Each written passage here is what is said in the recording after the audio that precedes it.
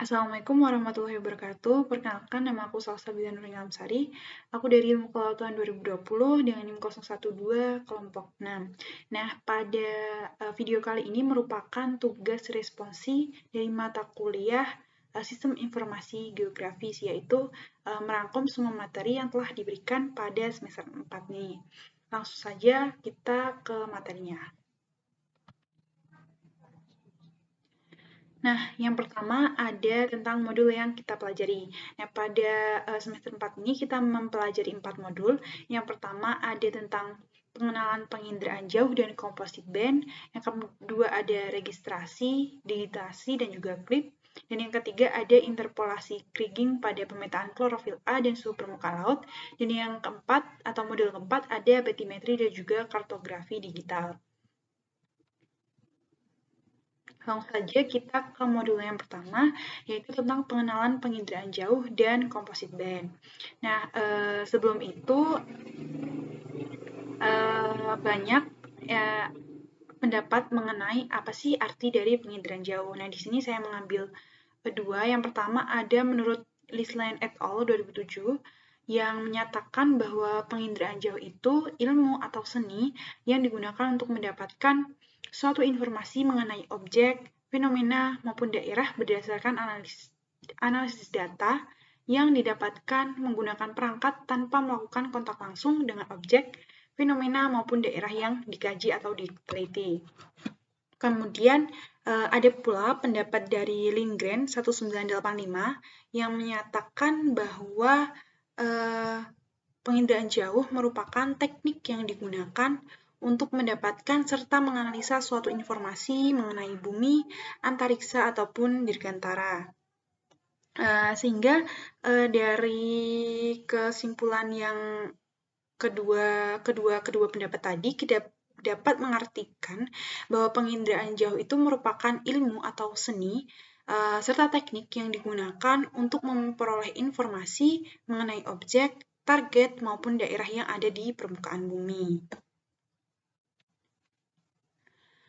Nah, kemudian ada komponen-komponen dari penginderaan jauh. Yang pertama ada objek.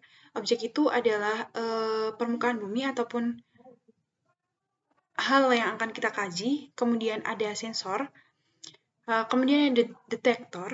Ada wahana yang merupakan tempat dari sensor itu. Dan yang kelima ada tenaga, yaitu merupakan manusia atau yang mengerjakan penginderaan jauh.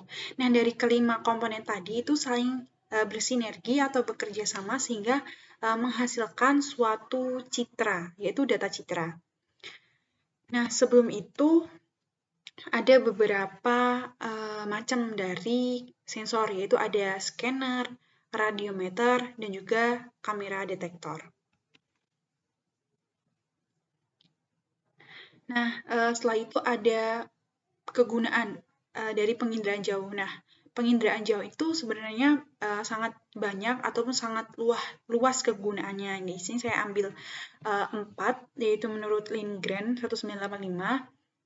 Yang pertama, penginderaan jauh itu dapat digunakan untuk pemetaan fenomena di permukaan bumi. Kemudian ada pengamatan cuaca dan iklim, ada pemetaan geologi, dan juga ada digunakan untuk pemetaan atau pendataan penduduk. Nah, dalam penginderaan jauh itu pastilah kita menggunakan software ataupun aplikasi yang kita untuk lakukan olah data.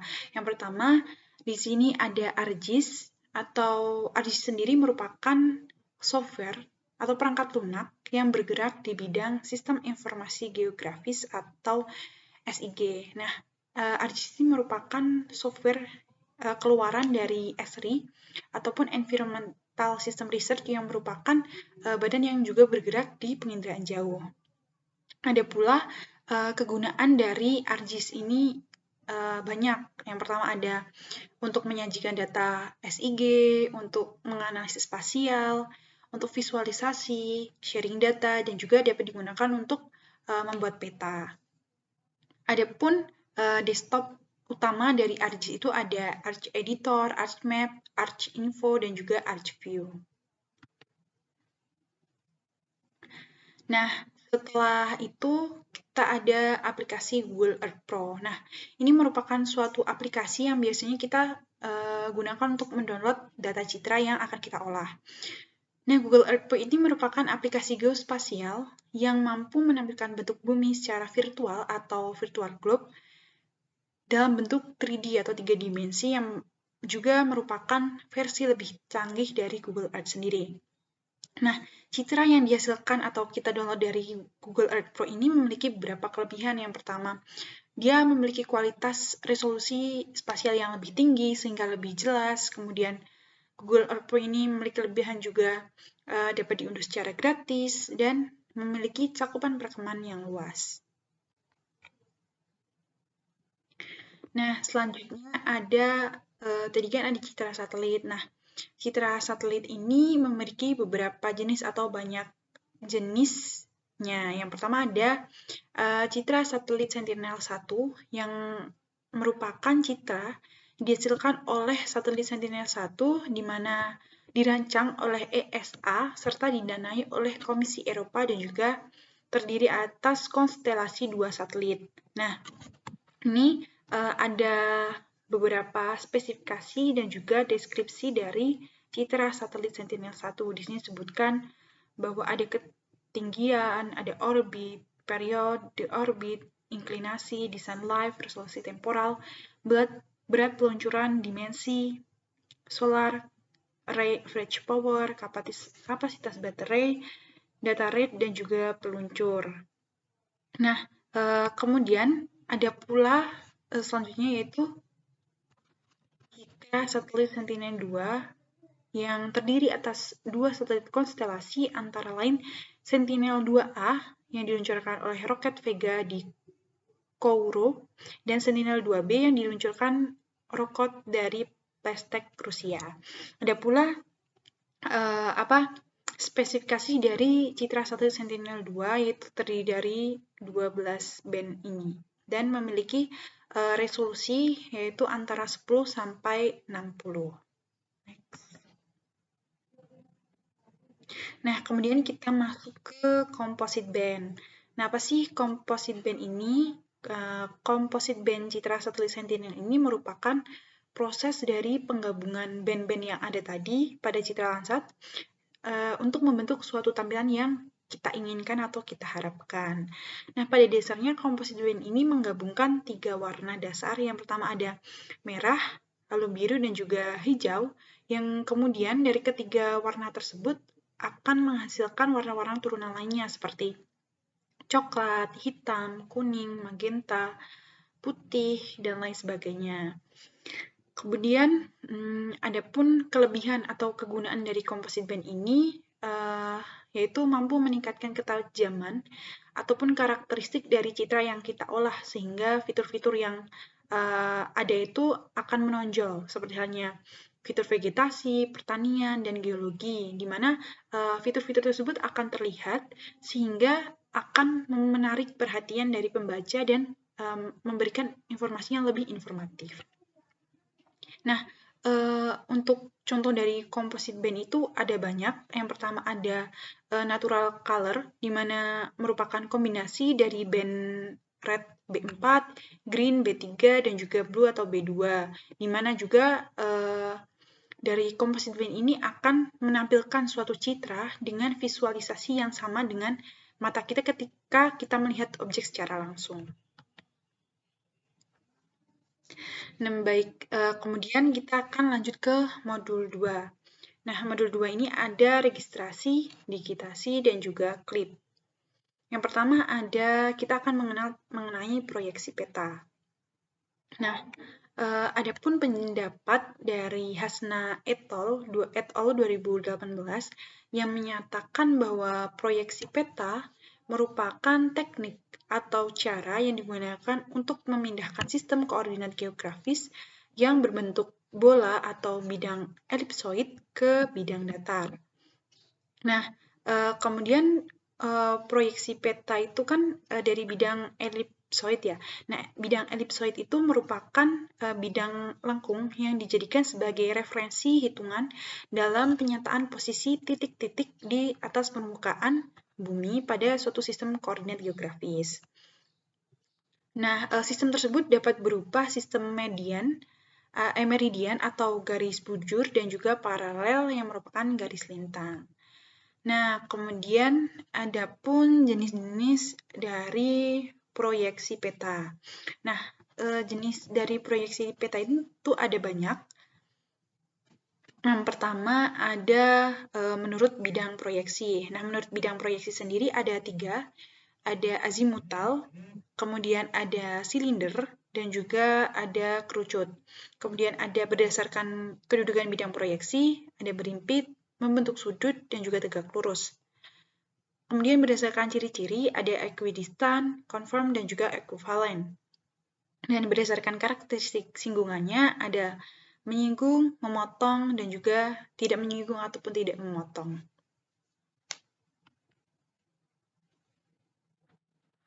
Nah, selanjutnya kita masuk ke registrasi peta.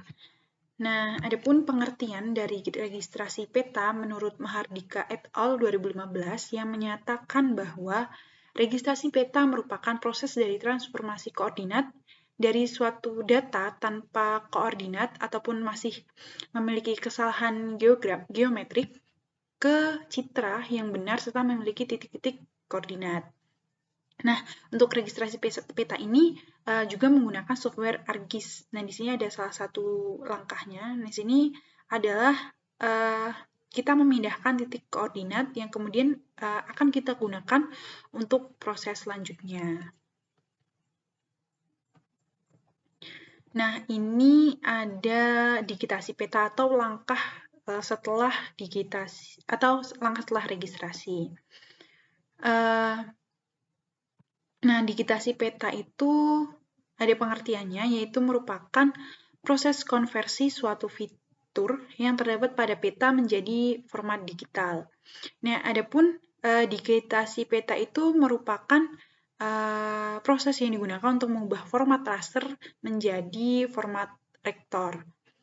Nah, format raster sendiri merupakan model data yang memiliki tugas untuk menyimpan serta menampilkan data spasial yang direpresentasikan sebagai struktur matriks ataupun susunan piksel.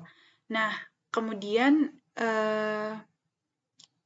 apabila semakin kecil representasi ukuran permukaan bumi, maka resolusi yang kita hasilkan itu akan semakin besar. Nah, setelah itu dari digitasi itu kan ada 3 ya. Ada digitasi poin atau titik, lalu ada digitasi polyline atau garis, dan juga digitasi poligon atau area. Nah, ini kita dapat lihat di sini, ada salah satu contohnya yang saya berikan. Itu kita juga menggunakan ArcMap ataupun ArcGIS. Nah, di sini kita lihat ada garis merupakan digitasi garis yang biasanya digunakan untuk mendigitasi jalan ataupun batas wilayah. Kemudian ada digitasi titik, ini merupakan digitasi yang menggunakan titik untuk menggambarkan biasanya suatu area secara spesifik, suatu wilayah secara spesifik. Kemudian ada digitasi poligon atau area untuk mendigitasi suatu area seperti ini. Halnya adalah gedung di FPIK. Oke. Nah, kemudian selanjutnya ada selanjutnya ada proses dari klip. Nah, klip ini merupakan analisis spasial yang digunakan dalam memotong atau membatasi tematik lainnya, di mana klip ini merupakan proses geoprocessing yang sangat penting digunakan dalam olah data pada ArcGIS. Nah, dari ketiga tahap tadi ada ada registrasi, digitasi, dan juga klip itu saling berhubungan satu sama lain, di mana ketiga cara tersebut dapat kita gunakan atau kita manfaatkan untuk pembuatan peta laut, untuk mengetahui jalur pelayaran, untuk membantu pembangunan pelabuhan, kemudian ada penentuan batas wilayah laut, untuk menentukan lokasi persebaran biota laut, dan juga dapat kita gunakan untuk pemetaan parameter laut. Nah, selanjutnya ada modul ketiga. Nah, modul ketiga itu mengenai interpolasi kriging pada pemetaan klorofil A dan juga suhu permukaan laut. Nah, sebelumnya apa sih interpolasi? Nah, interpolasi itu ada banyak pendapat. Ini saya ambil pendapat dari Hadi 2013 yang menyatakan bahwa interpolasi merupakan proses atau fungsi matematika yang digunakan untuk menduga suatu nilai pada lokasi yang tidak tersedia datanya. Nah, interpolasi itu untuk memprediksi nilai atau titik dari data yang kosong atau data yang tidak ada pada suatu daerah menggunakan data-data di sampingnya. Nah, jenis interpolasi itu ada banyak. Di sini ada yang pertama global and local interpolation yang juga dibagi lagi ada splines, natural, neighbor. Kemudian ada exact and inexact interpolation dan yang ketiga ada jenis deterministic and stochastic interpolation yang di dalamnya ada interpolasi IDW dan juga kriging. Nah, karena modul kita kali ini membahas interpolasi kriging, maka di sini saya juga membahas interpolasi kriging. Nah, interpolasi kriging itu merupakan interpolasi yang merupakan model dari interpolasi dengan metode stokastik yang mirip dengan IDW, di mana interpolasi kriging ini memiliki kombinasi antara linear dan juga weak-nya, di mana digunakan untuk memprediksi suatu nilai di antara sampel data. Nah, interpolasi kriging pada modul kali ini tuh memiliki hubungannya dengan klorofil A dan juga SPL atau suhu permukaan laut. Nah, sebelumnya kita akan mengetahui apa sih klorofil A itu. Nah, klorofil A itu merupakan suatu pigmen yang memiliki kemampuan untuk melakukan fotosintesis dan juga biasanya terdapat banyak di berbagai organisme laut seperti halnya fitoplankton. Kemudian ada SPL atau suhu permukaan laut yang merupakan suhu di suatu perairan yang posisinya atau jaraknya itu dekat di permukaan laut. Nah, kedua tadi ada klorofil A dan juga SPL itu merupakan parameter yang sangat penting atau sangat utamalah di suatu perairan. Nah, apa sih hubungannya dengan interpolasi? Nah, dengan adanya data klorofil dan juga suhu tadi, dapat kita gunakan untuk olah data interpolasi kriging, di mana kemudian akan menghasilkan suatu peta yang dapat kita gunakan untuk semisal menghasilkan peta untuk mengetahui wilayah tangkapan atau tangkapan wilayah ikan. Sehingga dengan adanya data klorofil dan data suhu permukaan laut tadi, para nelayan bisa mengetahui daerah mana atau wilayah mana atau perairan mana yang sekiranya memiliki ikan yang banyak atau sehingga dapat kita tangkap gitu. Nah, ini ada contohnya data klorofil A. Ini dan ini juga ada data interpolasi dari, maaf ini SPL ya, atau suhu permukaan laut. Nah, baik, selanjutnya ada modul 4 mengenai batimetri dan juga kartografi digital. Yang pertama ada pengertian dari kartografi sendiri. Nah, menurut Hadi et al. 2015, kartografi itu berasal dari dua kata. Karto yang berarti permukaan dan grafis yang artinya gambaran. Sehingga kartografi itu dapat diartikan sebagai gambaran permukaan ataupun juga ilmu dalam membuat peta. Nah, peta sendiri apa sih? Nah, peta sendiri merupakan gambaran dari permukaan bumi yang biasanya diaplikasikan dalam bidang datar atau media datar dalam bentuk dua dimensi dalam skala tertentu.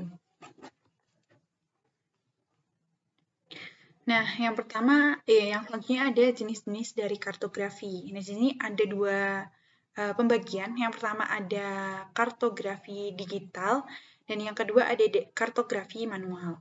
Nah, kartografi digital itu merupakan kartografi atau proses dari suatu data yang dikompilasi dan diformat menjadi gambar secara digital.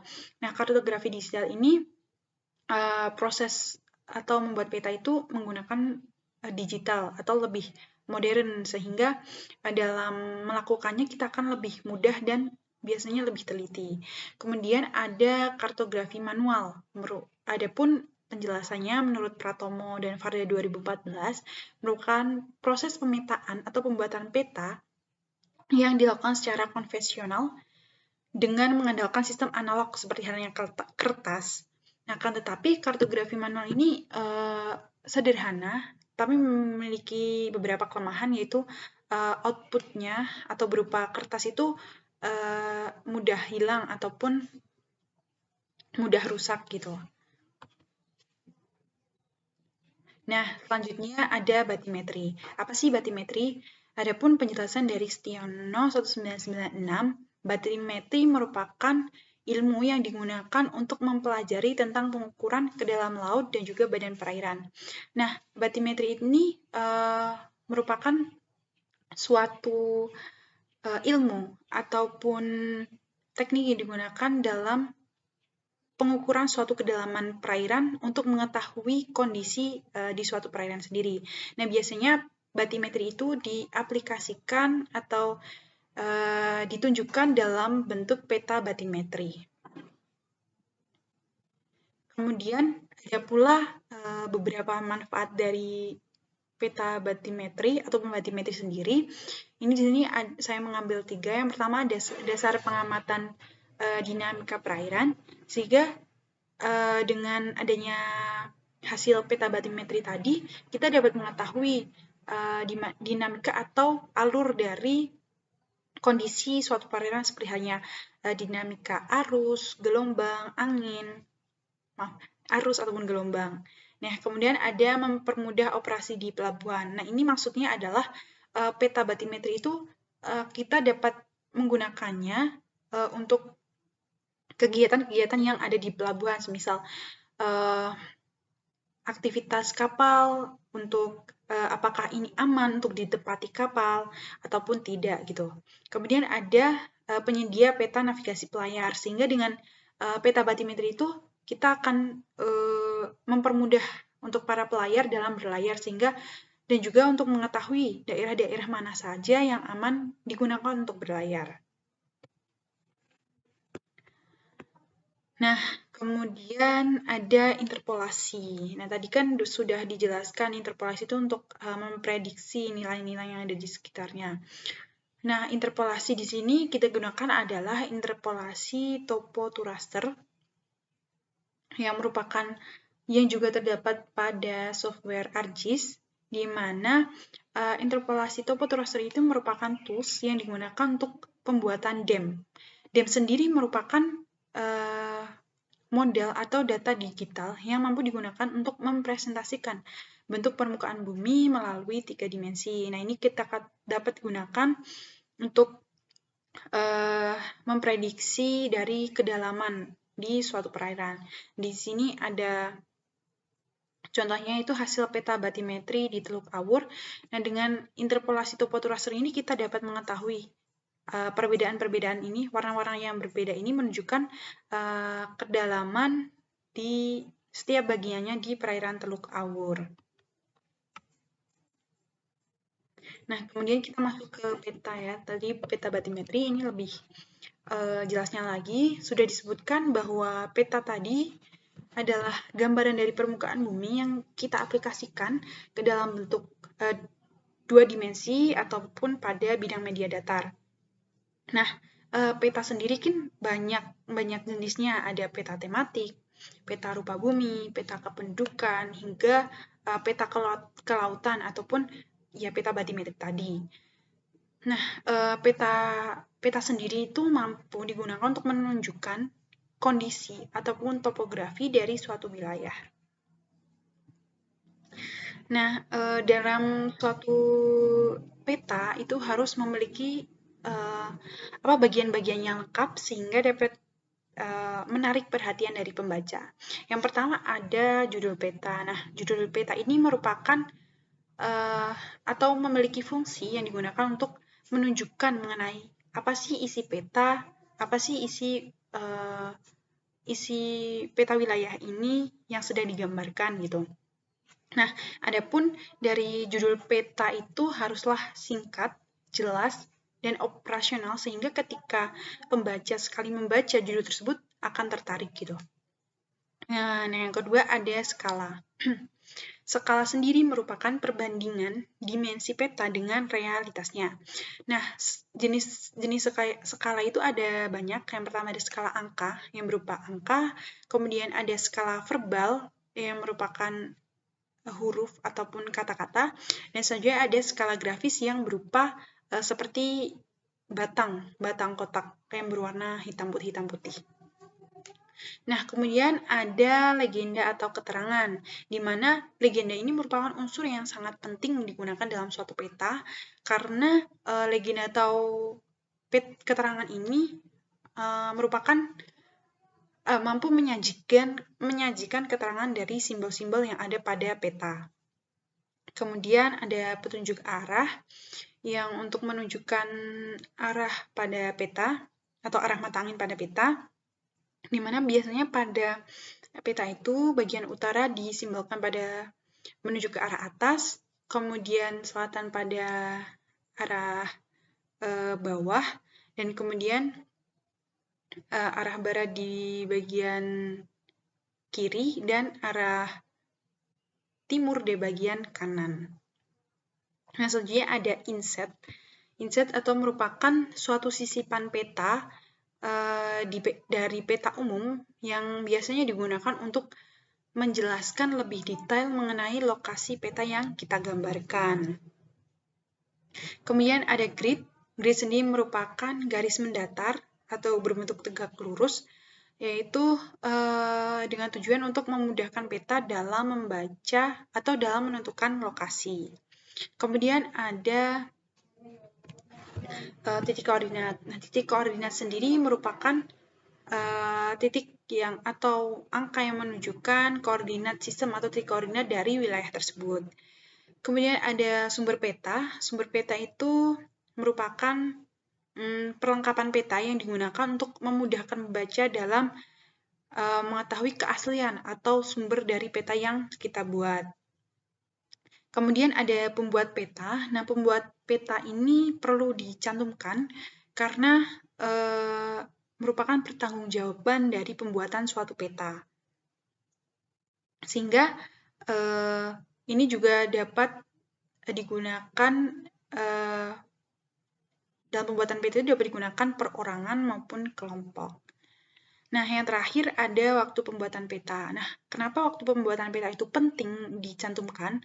Karena waktu itu menunjukkan kapan peta itu dibentuk sehingga kita dapat mengetahui apakah ini masih relevan untuk kita gunakan atau tidak. Nah, ini ada salah satu hasil kartografi digital yang saya buat. Nah, di sini juga ada kontur-kontur yang menunjukkan kedalaman di setiapnya, di mana kontur pada setiap kedalaman ini kan ada warna yang berbeda ya. Ini ditujukan pada legend atau keterangan. Di sini ada biru muda hingga ungu muda. Nah, untuk kelengkapan peta ini ada di sini. Tadi ada judul, kemudian identitas atau pembuat, ada arah mata angin, lalu ada skala nih, ada skala bar, ada skala angka, kemudian legenda atau keterangan, kemudian ada inset dan juga ada gridnya, dan ada koordinat sistemnya.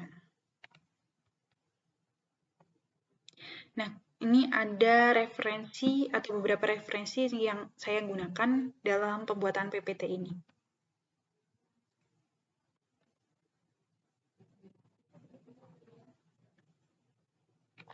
Baik, sekian pada video kali ini atau video responsi pada kali ini. Semoga apa yang saya sampaikan dapat bermanfaat dan dapat diterima dengan jelas. Terima kasih atas perhatiannya. Wassalamualaikum warahmatullahi wabarakatuh.